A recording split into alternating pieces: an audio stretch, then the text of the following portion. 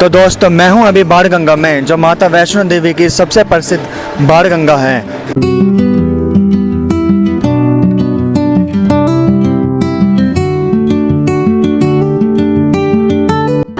तो दोस्तों रात के बज रहे हैं 3 और इस समय मैं आपको दिखाता हूं कितनी भीड़ है।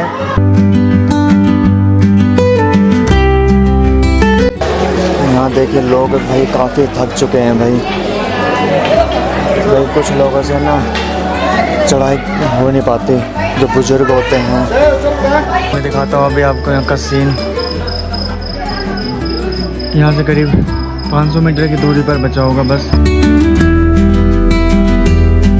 हेलो दोस्तों, स्वागत है आपका एक नए व्लॉग में। मैं आया हूँ अभी वैष्णो देवी में दर्शन करने के लिए। अभी आप स्क्रीन पर देख रहे हैं भवन के कुछ ऐसे खूबसूरत नज़ारे, और ऐसे ही नज़ारे आपको पूरी इस वीडियो में देखने को मिलेंगे। तो आप प्लीज़ बिना स्किप किए पूरी वीडियो को ज़रूर देखना। वैष्णो देवी जाने के लिए आपको दिल्ली से कटरा तक की सीधी ट्रेन मिल जाएगी। वैसे तो कई सारी ट्रेन डेली बेसिस पे चलती है और कई ट्रेन हफ्ते में सिर्फ एक बार चलती है, तो आप अपनी सुविधा के हिसाब से ट्रेन ले सकते हैं। अगर आपको किसी वजह से कटरा तक के लिए ट्रेन सीधा ना मिले तो आप दिल्ली से सीधा जम्मू के लिए सीधा ट्रेन ले सकते हैं। आप यहां पर सीधा फ्लाइट से भी जा सकते हैं, जिसमें आपको दिल्ली से या भारत के किसी भी बड़े एयरपोर्ट से जम्मू के एयरपोर्ट तक फ्लाइट मिल जाएगी। जम्मू में उतरने के बाद आपको सीधा कटरा के लिए रवाना हो जाना चाहिए, जिसकी दूरी जम्मू से 45 किलोमीटर तक की है। कटरा जाने के लिए बस का चार्ज आपको 100 रुपये पर पर्सन लगेगा, और अगर आप टैक्सी से जाना चाहते हैं तो उसका चार्ज आपको 800 से या 1000 के आसपास लग जाएगा। तो इस समय मैं हूं कटरा शहर में। ये आप देख रहे हैं कटरा शहर का मेन बाजार या चौराया है। तो शुरुआत में मेरा प्लान कुछ ऐसा था कि मैं निहारिका कॉम्प्लेक्स में करीब 6 से 7 घंटे के लिए एक कमरा ले लूँगा, लेकिन यहाँ आके पता चला आपको यहाँ पर 2 महीने पहले से ही बुकिंग करानी पड़ती है, जिसका चार्ज आप फ़ोन की स्क्रीन पे देख सकते हैं। इसकी बुकिंग के लिए आपको श्री माता वैष्णो देवी की वेबसाइट पर जाकर बुकिंग करनी पड़ेगी, लेकिन ध्यान रहे यहाँ के लिए बहुत कम लिमिटेड सीट रहती है, तो ध्यान रहे आप जल्दी से जल्दी यहाँ पे बुकिंग करें। अगर आपको यहाँ पर रूम नहीं मिलता है तो आप यहाँ पर डॉर्मिटरीज भी बुक कर सकते हैं, जिसका आप यहाँ पर चार्ज देख सकते हैं, और आप स्क्रीन पे देख भी सकते हैं। आपको यहाँ पर अर्धकुंवारी, सांझी छत और भवन तक के लिए रूम मिल जाएंगे, पर ध्यान रहे आपको ये 2 महीने पहले ऑनलाइन बुकिंग करानी ही पड़ेगी। आपकी जानकारी के लिए बता दूं, निहारिका कॉम्प्लेक्स बस स्टैंड के बिल्कुल बराबर में है, लेकिन आप यहां पर प्राइवेट होटल भी बुक कर सकते हैं, जिसका चार्ज आपको 1500 से 2500 तक एसी रूम पड़ेगा। तो मैंने कुछ ऐसा करा, रूम में करीब 5 से 7 घंटे रेस्ट करने के बाद मैं चल दिया अपनी यात्रा शुरू करने के लिए। पर यात्रा करने से पहले मैं एक आपको ज़रूरी बात बता दूं, आपको यात्रा रजिस्ट्रेशन काउंटर से RFID कार्ड जरूर लेना होगा, और पूरी यात्रा में उसको गले में जरूर पहनना होगा, जो कि बिल्कुल फ्री होता है। पर ध्यान रहे आपको यात्रा रजिस्ट्रेशन कराने के लिए आधार कार्ड जरूर रखना होगा। और ध्यान रहे कटरा से बाणगंगा तक का सफ़र जो 1.5 किलोमीटर का है, आप उसे पैदल या ऑटो से भी पूरा कर सकते हैं। ऑटो का पूरा चार्ज अगर मैं बताऊं तो पर पर्सन 100 रुपीज़ पड़ता है।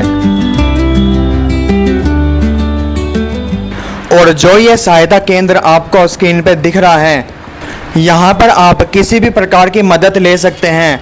मतलब अगर आपको कोई बिछड़ गया है तो आप यहाँ से अनाउंसमेंट भी करा सकते हैं, और अगर आप अपनी यात्रा पौनी पालकी के द्वारा करना चाहते हैं तो उसका मेंशन मैंने स्क्रीन पर कर दिया है, आप उसको पॉज करके देख सकते हो।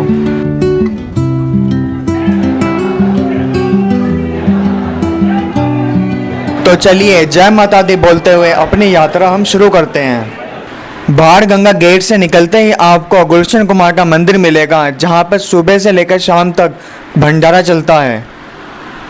गुलशन कुमार मंदिर से थोड़ा आगे ही चलकर आपको भवन जाने के लिए 2 रास्ते दिखेंगे। एक रास्ता है ताराकोट मार्ग और एक रास्ता है चरण पादुका और बाणगंगा वाला, जो कि पुराना रास्ता है। दोनों में अंतर सिर्फ इतना है कि ताराकोट मार्ग वाला रास्ता बहुत सरल है, काफ़ी शांति है और घोड़े और खच्चरों की भी संख्या बहुत कम मिलती है। पर बाणगंगा वाला रास्ता काफ़ी चढ़ाई वाला है, जिस पे आपको घोड़े, खच्चरों और पालकी की भीड़ मिलेगी।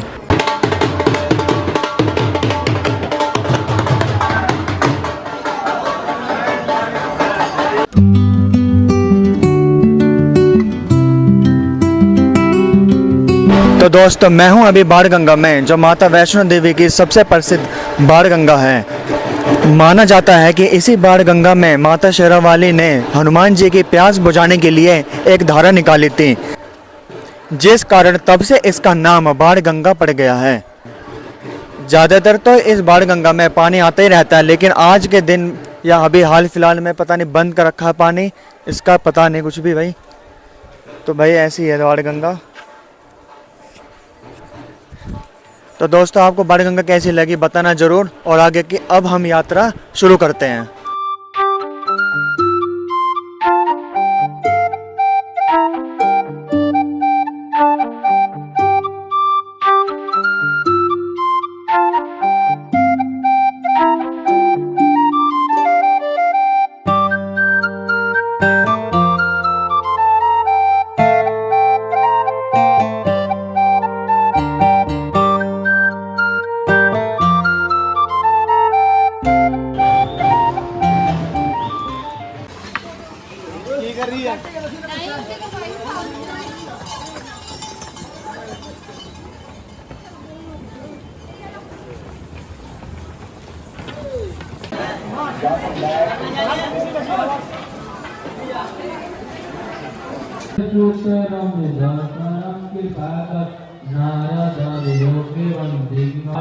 भवानी पुण्य नीलकंठकांड महात्म्यं कपालकलोचनं करवाक्षरं विमुक्तचंडसंडरं विकासिते दुर्गे उमा विश्व जननी रामा मातुलारा एक जगत।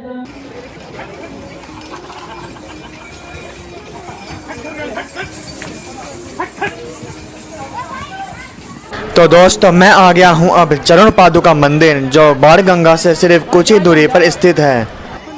धार्मिक मान्यताओं के अनुसार जब माता वैष्णो देवी ने बाणगंगा से प्रस्थान किया, तब भैरवनाथ उनका पीछा कर रहा था। तो माता ने त्रिकुटा पहाड़ी की ओर जाते समय कुछ समय यहाँ रुकी और मुड़कर देखा कि भैरवनाथ कितने पीछे हैं। उसी समय यहाँ पर एक चट्टान पर माता के पैरों के निशान बन गए। तभी से इस स्थान का बहुत महत्व है और इस मंदिर को तभी से चरण पादुका मंदिर कहते हैं।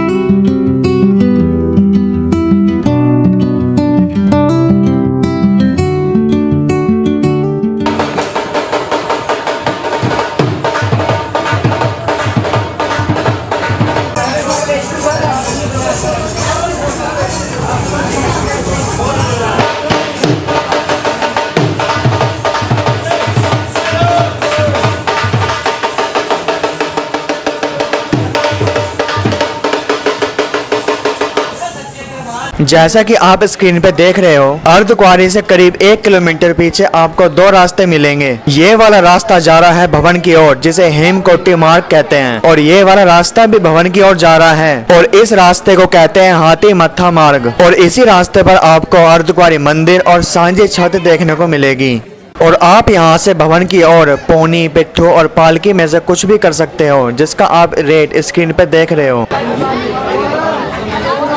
तो दोस्तों मैं पहुंच गया हूं अब अर्धकुंवारी में, और यहां से भवन की दूरी आधी हो जाती है। जैसा कि आप देख सकते हो, कुछ लोग यहां पर रेस्ट कर रहे हैं और कुछ लोग यात्रा के लिए सीधा जा चुके हैं। और आप ये भी देख सकते हैं यहां पर होटल रेस्टोरेंट कितने हैं। यहां पर आपको देर रात तक खाने पीने की सुविधा मिल जाएगी। पर एक बात मैं ये बता दूं, ऊपर आकर आपको ज्यादातर चीज महंगी ही मिलेगी, लेकिन अर्धकुंवारी में भंडारा चलता रहता है, जो श्राइन बोर्ड के द्वारा चलाया जाता है। वहाँ पर भी आप कम पैसों में अच्छा खाना खा सकते हो। और यहाँ पर आप वीडियो पॉज करके गर्भजन आरती दर्शन की टाइमिंग भी देख सकते हो। और एक बात और बताऊं, अर्धकुंवारी से ही आपको भवन की ओर बैटरी कार की सेवा मिलेगी, पर सीट कम होने के कारण यहाँ पर आने से करीब 2 महीने पहले इसकी बुकिंग की जाती है। और आप अगर ये सोच रहे हो कि यहाँ पर ज्यादातर भीड़ क्यों है, तो वो यूं है, यहाँ पर ज्यादातर लोग गर्भजन गुफा के दर्शन करने का इंतजार कर रहे हैं, जिसमें आपको 48 घंटे तक का इंतजार करना पड़ सकता है, क्योंकि गर्भजन गुफा में एक बार में 50 लोगों को ही भेजा जाता है। और हाँ, आप अर्धकुंवारी का दर्शन करके इस नए रास्ते के थ्रू भी भवन की ओर जा सकते हो,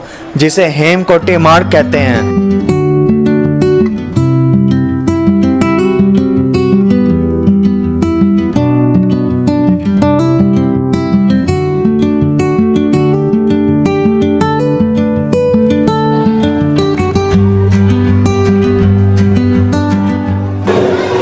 भाई समय हो रहा रात के 3:10। तो मैंने सोचा रात को ही चढ़ाई करते हैं। अभी मैं दिखाता हूँ रात को यहाँ पर कितनी भीड़ है। ज़्यादातर लोग रात को ही चढ़ाई कर रहे हैं। ये देखिए दोस्तों, यहाँ से पूरे कटरा शहर का पूरा नज़ारा दिख रहा है। जूम करके दिखाऊंगा अगर मैं, तो जूम करके कुछ ऐसा नज़ारा है पूरे कटरा शहर का।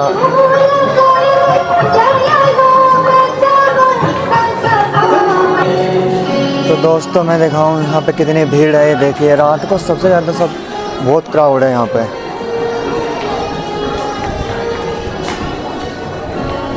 तो अब दोस्तों टारगेट कुछ ऐसा है, भवन की दूरी करीब बची है यहाँ से 4 किलोमीटर।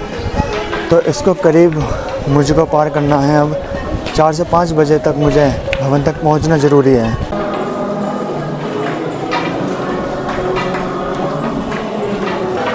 तो दोस्तों अभी कॉफ़ी पी रहा हूँ मैं। कॉफ़ी पीने के बाद अब सीन ऐसा है कि यहाँ से भवन की दूरी करीब 2 किलोमीटर है, जिसको अब मुझे बिना रुके पूरा करना है। तो मुझे सिर्फ 5 बजे तक पहुँचना ही है भवन में, ताकि दर्शन अच्छी तरह कर पाऊँ। अब मैं यहाँ से आपको दिखाता हूँ, यहाँ पे पूरे नीचे खाई का नज़ारा जो आपको दिख ही नहीं रहा होगा अंधेरे की वजह से। सुबह मैं दिखाऊँगा आपको अच्छे तरीके से सीन यहाँ से। तो मेरा भी सजेशन भाई आपसे यही है कि आपको रात को ही चढ़ाई करनी चाहिए। दिन में बहुत ही मुश्किल हो जाती है चढ़ाई करनी, वो भी ख़ासतौर पर गर्मी में। यहाँ देखिए लोग भाई काफ़ी थक चुके हैं भाई। कुछ लोगों से ना चढ़ाई हो नहीं पाती, जो बुज़ुर्ग होते हैं। ये आप देखिए, मेरी तो भाई आपसे यही सलाह है कि आप पूरे रास्ते में ग्लूकोज का पानी, गन्ने का जूस या कोई भी जूस ज़रूर पीते रहें बीच बीच में। ये देखिए आइए चलते हैं। देखिए कितनी तगड़ी भीड़ हो रही है इस समय।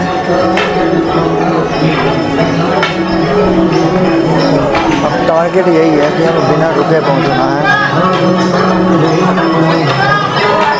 जय माता दी।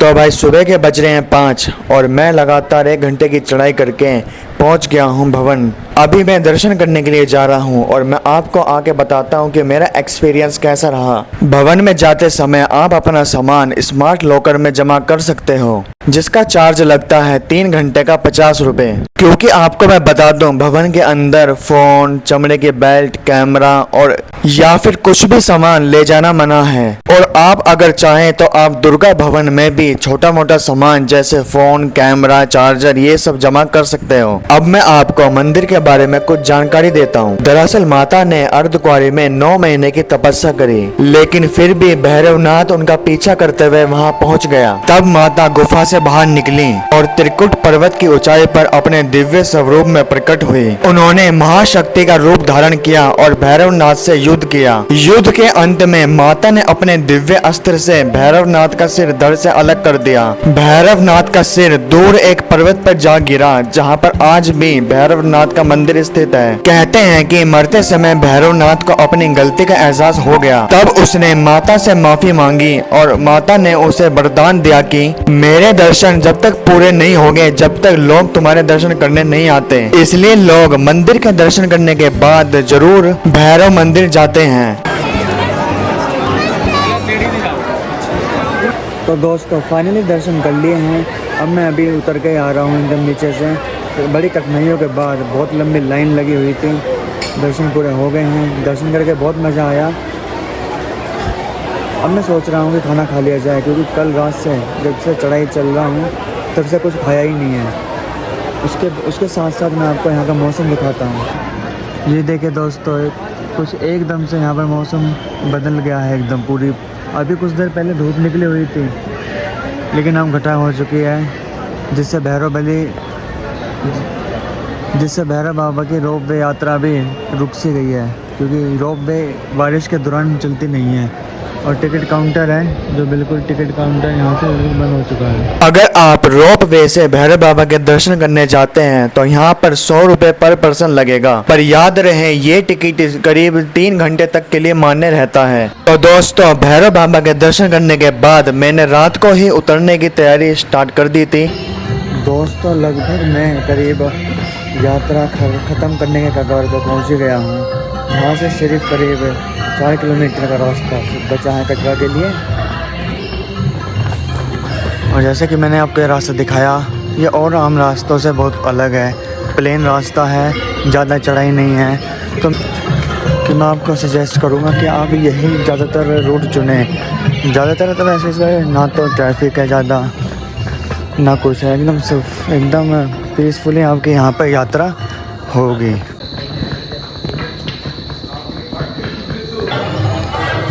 दोस्तों क्या मैं एक आपका नज़ारा दिखाऊं? अभी देखते हैं जी, ये देखिए पूरे कटरा शहर का नज़ारा, कितना जगमगा रहा है ये शहर। और अभी मुझको वहाँ जाना है, अभी मुझको वहाँ जाना है, जिसमें मुझे करीब अभी 1-1.5 घंटा लगेगा जाने में।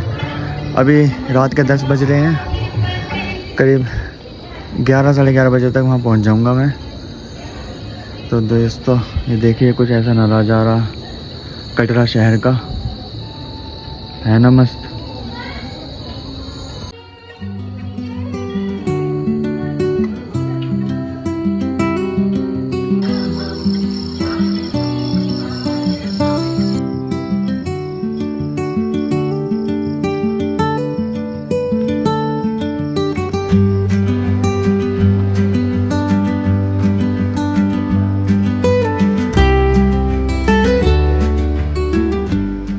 तो दोस्तों लंगर कर लिया है, खाना बहुत ही सिंपल और स्वादिष्ट था।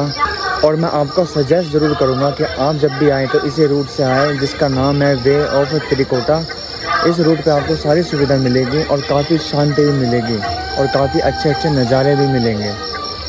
तो बढ़ते हैं हम अपने आगे की यात्रा को समाप्त करने की ओर। दोस्तों मैं दिखाता हूँ कि अभी मैं कहाँ से आया हूँ। जरा ये देखिए, वो ऊंची पहाड़ी है ना एकदम, उसके पीछे से पूरी चढ़ाई चढ़ते हुए अभी हम लंगर के बाद अपने आगे लगभग 2 किलोमीटर की यात्रा और बची है ख़त्म होने के लिए कटरा यहाँ से। और फिर कटरा में जाके होटल लेंगे। बस मैं जस्ट दिखा रहा था कि कहाँ से आया हूँ मैं। अभी इतनी लंबी यात्रा करनी पड़ती है।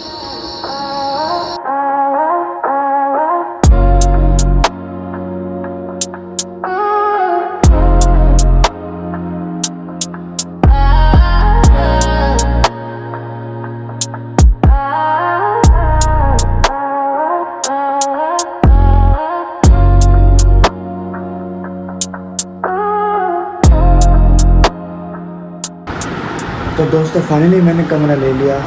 करीब मैं आया था यहाँ पर रात को 2 बजे अपनी चढ़ाई पूरी करके, और फिर मैंने आते ही कमरा लिया और आते ही वही पूरी तरीके से थका हुआ था मैं। तो एकदम से मैं जल्दी से ही सो गया भाई मैं। और अब जाके उठा हूँ मैं, करीब अब बज रहे हैं 9 या 10 बज रहे हैं। अब मैं उठा हूँ। कमरा मैंने ले लिया था ये करीब 1500 रुपये में, AC रूम है। और रात को बहुत दिक्कत हो रही थी कमरे मिलने में। तो वैसे तो कोई दिक्कत नहीं थी इतनी बड़ी, मिल तो जाते हैं, फिर भी रात के 2 बज रहे थे इसलिए 1500 रुपये का। चलो ठीक है, कोई बात नहीं। तो आज मेरी ट्रेन है भाई 26 तारीख है। आज मेरी ट्रेन है जम्मू से। तो आज के लिए आज मैं ट्रेन पकड़ूँगा और अपने घर 27 तारीख को चला जाऊँगा। तो फाइनली गाइस बताना आपको ये वीडियो मेरी कैसी लगी, और पसंद आए तो लाइक सब्सक्राइब भी कर देना। ऐसे प्यार बना के रखना, और आने वाले दिनों में मैं और भी वीडियो ऐसी लाता रहूँगा इन्फॉर्मेशन और ट्रैवलिंग की। और अब कोई गैप होगा भी नहीं, इसलिए प्यार बनाए रखना, लाइक सब्सक्राइब करना। जय माता दी।